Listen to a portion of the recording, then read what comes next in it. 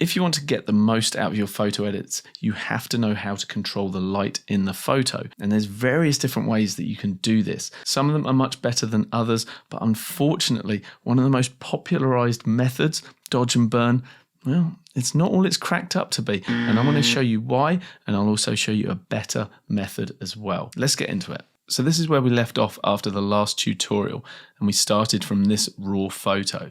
So it's this photo we want to continue working on, but before we can do that, we need to flatten down the layers. Over here on the left-hand side, you can see that we have two layers. We have an HDR layer over the top of our develop raw. So until the lovely developers at Skylum get rid of my ultimate bugbear in Luminar Neo, which is that we cannot merge down layers, we have to do it this way. Let's come over to the catalog, right click on the photo, and we are going to export the photo. I'll call it YouTube Video Example Part 2. We want to make sure that it's a TIFF format, the actual size of the file, color space being Adobe RGB because that is the biggest color space available to us that our monitor will display. ProPhoto is bigger, but we can't see all those colors. Bit depth most definitely set to 16 rather than 8, and that's all we need to worry about. Okay, let's hit export, and now I'll open up that new version. If I jump into edit, this looks identical to what we just saw. However, now it is one flat layer. So first things first, let me show you what we can do with dodge and burn. Dodge and burn is all about brightening and darkening certain parts of our photo. The question is, where do we want to brighten and darken? Well, it's all about making sure that our viewers are looking where we want them to look. So we might be introducing contrast. So for example, on this side of the mountain, I might brighten it up. On the left-hand side of the mountain, I might darken it down. That's it in a nutshell. That looks really awful, very hard to control. So let me just reset that. And I'm going to go again because there are several reasons why using the dodge and burn tool is not a good idea. So let's make the size a bit bigger. Let's also crank the strength quite a bit higher. You would never, if you're using this tool, want to be working with a high strength. And I'll show you why. If I start painting with that, it is very aggressive indeed. Now, one of the things you'll notice is not only have I darkened down the sky, but I have also massively increased the saturation in the sky. So this tool is not just controlling the tonal values in our photo, i.e. the brightness values, it is also introducing and changing the color value as well. And that is not what we want. So I'm going to reset that as well. And let's look at another reason why we may not want to use this. Let's say that we want to brighten up the tops of the bushes here so that it's looking like the sun is actually just sort of hitting those. So I'm just as carefully as I can painting along the tops of those. And then I'll just do a little toggle of the before and the after. You get the idea of what I'm trying to do. But unfortunately, we've actually inadvertently introduced a halo around this because I've bled over the edge of that. And you might think, well, just be a little bit more precise with what you're doing or come in with the erase tool afterwards. Bring the strength up, bring the size down so that we can come in and start erasing that halo that we made. But to be honest, that is a big waste of my time. It's going to take ages to work like that. It's not very accurate. I don't like it. And you might say, well, what about masking? Let's say we wanted to draw attention to the pathway here. So we decide we want to brighten that up. I've gone to the lighten mode. Let's say I don't want a soft edge because I don't want that halo effect. I want to bring that in a little bit. Again, it's going to be very hard to actually paint this accurately, but we can give it a go. So I'm starting to kind of paint that in. Now I need to make a smaller brush or zoom in so that it relatively, my brush goes smaller relative to that part of the photo. That's one way to work with this. And yeah, I could absolutely work like that. But what about when I bleed over the edge here? Okay, I've got to go back to erase again. It is just a real pain to go back and forth like that and try and refine that. And you'll notice one big omission from this tool, we have no masking options. So if I was to go into any other tool, or mostly any other tool, and I made some kind of crazy change over here, and I wanted to mask that in, I can come into masking, and I've got all manner of masks available to me. I just don't have that when I'm dealing with dodge and burn. Now, I can't go back in and undo what I just did. As soon as you close those tools, as you know, it jumps into the edit stack. So first of all, I've got to get rid of that super contrast one. And now I've got to come back to dodge and burn, undo it, and then throw it away. So now we've completely destroyed the credibility of dodge and burn. Let me show you a much better way to work. What I'm going to do to control the brightness is come into develop. We've got a couple of options of what we can do here. We can either work with exposure for brightening things up and darkening them down, or alternatively, we can work with curves to darken or brighten our image. Now, just to draw a parallel between what I was doing before with the dodge and burn tool and this method, I'll just show you this. So we're going to drop the curves down so that we've darkened the photo. Currently, everything's become darkened because we have no mask. We're basically saying apply this effect globally over our whole photo. So now what we need to do is jump into the mask section, and we could use any of our masks, but for demonstration purposes, I'm going to use the brush because that is akin to what we could do in dodge and burn, which is paint in this effect. So similar to dodge and burn, we have size, softness, and strength. Let's go hard with the strength. So we get 100% of this effect anywhere I paint it. So currently we see a red mask being applied, and when I release, now we see the effect of that develop tool, which was the darkening. And you'll be thinking, well, hang on, Anthony, yes, that's darkened that down, but it's also increased the saturation, which was exactly the thing you said was a problem with the dodge and burn tool. Yes, that is true. But now the great thing is, if I come back to develop, as you'll remember, we also have the ability to control saturation. So what we could do is just drop the saturation down until the intensity of the color matches what was there before. So we can come down to, I don't know, -23, looks pretty similar. So instead of increasing the saturation and making it darker, now it's just making it darker. Perhaps we need to go a little bit more with the saturation, but you just need to tweak that so how strong the color is matches what it was before. What about brightening things up? Let's start by actually brightening up the photo, and now things are actually getting a little bit washed out. So what we can do is actually increase the saturation. So this is a really great way to talk into the tonal values without changing the color value. So what we would like to do is actually paint this in more precisely. So I'm going to jump into the masks and just come into the mask actions and clear what we've just done. So now we're free to just paint that brightening effect in anywhere we like. So I would like to actually brighten up this walkway. So this time, let's actually see if we can use some of the masking tools, and I'm going to use Object Select AI, and I love this tool. And because it's not picking up this very last bit here, that's where we can combine masks. I can come in, grab my brush, switch to the paint mode, and then just paint in that final bit. And using this method, we don't have to be all or nothing. We can come in and use the erase version of the brush, make it nice and large, and now I could actually just take this away from the very start of the pathway so that it gets brighter as we go in. Again, we're sort of leading our viewer into the frame with this technique. By the way, if you're watching this, I'm sure you've got Luminar Neo already, but if you don't, they're currently running a Halloween sale. I'll put a link to that with a discount code as well that you're welcome to. So help yourselves to that if you don't already have Luminar Neo. You may or may not be familiar with luminosity masks, but if we're using this technique, it's something that allows us to get super precise. We would be able to achieve that result we were after of brightening up the bushes over here without that halo effect. We can do it with ultimate precision. Let me show you how. I'll use the other method this time. I'm going to boost up the exposure rather than boosting up the curves. And if I feel like the color's getting too washed out, which it is, I can grab the saturation and boost that up. And now if I toggle the before and after, I can check that I'm happy with this before I start masking it in. So unlike the dodge and burn tool where we painted this in, this time I'm able to come in and use luminosity. So that's talking about the brightness of the photo. So I'm just going to click this and it will do a very quick analysis. So quick the animation was there and gone.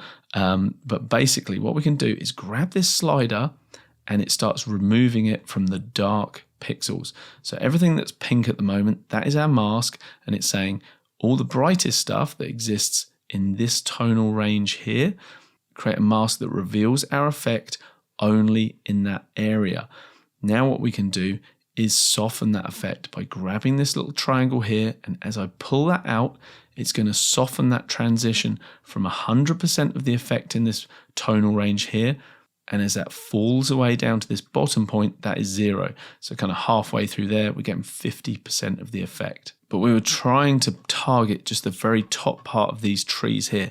So what you can do is actually just click on those trees, and Luminar is going to do its best job to guess where that luminance range falls. So at the moment, we're picking up the top of those, but we're also getting a lot of the mountain as well. So often with these sliders, it's a case of just tweaking these sliders until you start to pick up the area that you want affected. And while this selection isn't perfect, you can see that we've done much better at making a selection around the top of those trees. So let's have a little toggle of before and after with the mask. Okay, great. Let's jump back to the adjustments and see what that's done. So here's our before, here's our after. You can see that we've brightened all of the top of those. Now, one of the issues I've got at the moment is this looks very, very abrupt, but rather than pinpointing the top of those trees, what I'd prefer to do is just create a gradual fall off between the very brightest pixels represented inside this bounding box here, and then just let that taper away into the darker pixels, something like that. Let's jump back and have a little look at our before and our after, before and after, and that's a much more subtle introduction. It's still a little bit over the top, and we can easily fix that, unlike with the dodge and burn tool, by coming in and being less aggressive with this exposure slider. We don't need to set it anywhere near that high. We could just come in and tickle, I don't know, 0.5%. Let's have a look before and after, a nice little brightening in those highlight areas. When we're working with the brightness values in our photo, there's a concept that we really need to keep in the forefront of our mind, and that is that the viewer will always look first at the brightest area in the frame. And so something that's most important to us in the photo, we want to make sure that's nice and bright relative to the other areas. And another important point with tonal values is the viewer will look in areas of contrast, and conversely is less likely to look or let their eye linger in areas of reduced contrast. So by keeping these knowledge nuggets in mind when we're working on our edit, we can actually help to guide the viewer exactly where we want them to look. So let me show you some more tools that we can use to achieve these effects. So I think I mentioned this in the first video, but this photo has a natural vignette occurring with the darkness of the trees either side, the darker foreground, and then a brighter center part of the frame. So why don't we work with that and just see if we can push it just a little bit further. And the tool to do that is the trusty old vignette. So I'm just going to crank the amount quite high. Now what I like to do is push it all the way so that I can clearly see as I'm making changes what's going on. So what I want to do is actually change the roundness so that it's more on the sides and not as much at the top of the frame and darkening down the sky. I don't really want that. And I also don't want it darkening down this path too much either. So it's a better option to go for the rounder option rather than more rectangular look. So we'll push that all the way up there. And more often than not, I find feathering our vignette really helps. Now, one great feature with the vignette tool inside Luminar Neo is we have the ability to actually brighten up the center of the frame. I really like that. It's a really unique feature. So what I'm going to do is just add a little bit of brightness, not too much. And now I've got things set up the way I want. I can come in and just reduce that amount slider. And you can see all we need to do is just tickle in a little bit of that. We also have the ability to move the center of the vignette with the choose subject option. So if I click top right, it goes up there.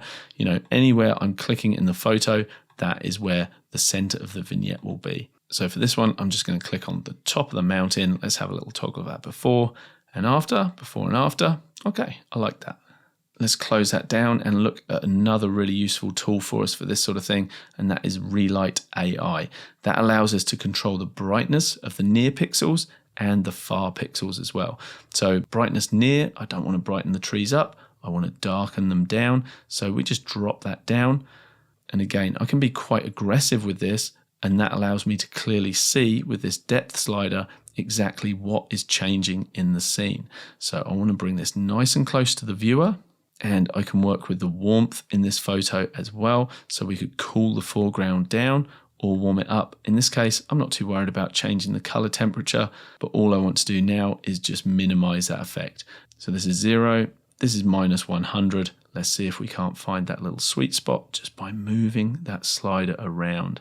I don't know, something like that. Let's have a little look at the before and after. It's subtle, very subtle. Maybe let's just put a little bit more in. And let's look at where we came from in this episode to where we've got to, before and after. Okay, so far so good. Okay, so we've already looked at how the vignette tool can really help guide the viewer's attention.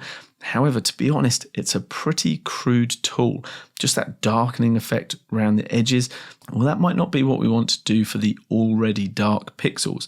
Things that are nearly black, we don't want to push them all the way to black.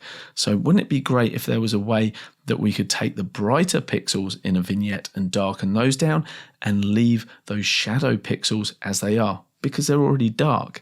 Well, this next technique is a little bit more advanced, but I think you're ready for it. Let me show you how we do it. Okay, let's come up to the develop section yet again. And this time we're going to go into the curve section. So I'm going to grab the point that represents the highlights and just start bringing that down.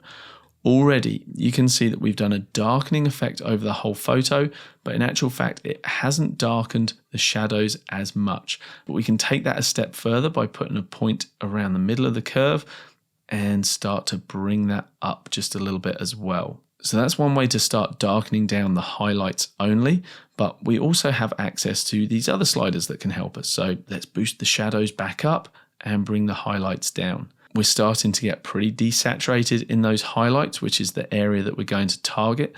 So again, I'm going to grab the saturation slider and just bring that up a little bit. I don't mind things getting a little desaturated towards the edge, because that's another tool we can use. Is if the saturation is greater in the center of the frame, our eye and our viewer's eye will tend to go to areas of greater saturation. And so far you're thinking, well, Anthony, you've just darkened down the whole photo. You haven't created anything like a vignette. How are you going to do this? Well, what we're going to do is jump into the masking section and use luminosity masking combined with the brush. So first of all, the luminosity masking is going to allow us to pinpoint the highlight pixels only. So I'm just going to click in this blue bit of the sky here as a Kickstarter and see what Luminar does. Okay, not bad. Let's move this slider over to the right.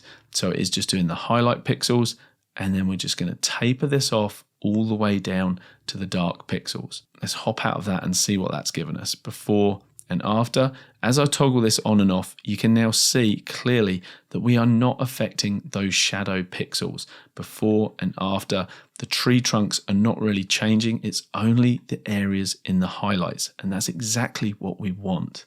Now I might go in and just actually change this ever so slightly and just capture just a little bit more of those highlights. I think that's going to give us just a little bit more. Okay, I like that. Now what we want to do is remove it subtly and with a soft transition from the center of the frame. So to do that, I'm going to grab a brush in the erase mode, and I'm going to start with 50%. And I'm just going to start taking that away from areas that I want to be clearly visible. And I'm just going to leave that sort of vignette effect around the edge of the frame. And I'm going to build this up in passes. So I've painted a few times over the mountain in the middle. I know that that has none of that darkening effect. I'm going to paint a couple of swipes down on the path so that I know that that is not affected either. Now let's have a little toggle of before and after, before and after. So you can see that we've darkened around the edge of the frame, but the shadow pixels have not been affected, not like they do with the traditional vignette. So this method, this approach, just gives you a little bit more fine control. Now, the final method of tonal control that we talked about was to do with contrast. And what I'd like to do is really bring the attention of the viewer to the mountain in the background and maybe a little more to the seat in the foreground as well. And rather than playing around with the techniques that I've shared with you so far, I'm going to keep this super simple and use an inbuilt tool that's just one slider, and hopefully it's going to give us a good result on those things. Structure AI, people. Let's give it a go. Okay, so Structure AI here inside the Essentials section. I'm just going to grab the amount just so I can see what this is going to do for us. Crank it all the way up, toggle the before and the after, and just let my eye gaze around the photo and see if there's areas where it's given us benefit and see if there's areas where it's hurting us. So for example, in the sky, you can see that it's creating some pretty nasty banding going through there. That's obviously not what we want. Also in the foreground, it's bringing back all of that detail that I've kind of worked hard to minimize. So what do we like? Well, if I look at the mountain itself, well, do you know what? I do like what it's doing for the mountain. Yes, it's creating a kind of little bit of a darkening through here, a little bit of a halo effect up there. However, if we reduce the overall amount and mask it in, I think it's going to be helping us rather than hindering us. So let's have a little look. Let's jump into the masking, and I'm going to try object select because, to be honest, that is the quickest way of selecting things in Luminar Neo these days.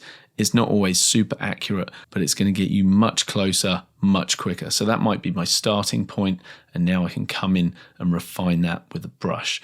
So let's actually use the brush with the erase mode, a low-ish strength, and I'm just going to reduce it from the mountain on the left-hand side because I feel like that one is less important than this mountain in the center of the frame. And now I'm just going to go around the edge here just to create a softer transition into the effect. And that very tip of the mountain where it was getting a little bit too dark, in my opinion, I'm just going to erase it from up there and maybe from that area where it was darkening the mountain before. So before and after, that really takes your eye there. So that's great.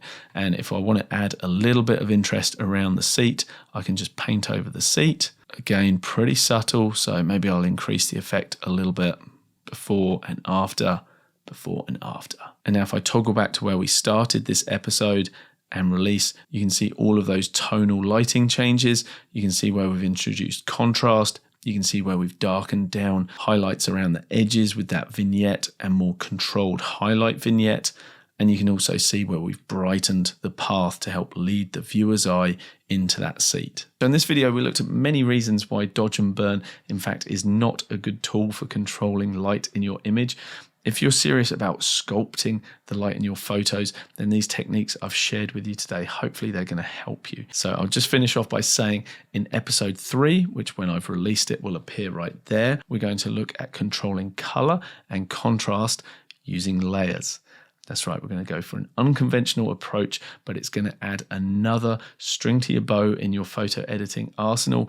Join me in that one right there, and we'll take this edit one step further. Thanks a lot, guys. I'll see you in the next video. Bye-bye for now.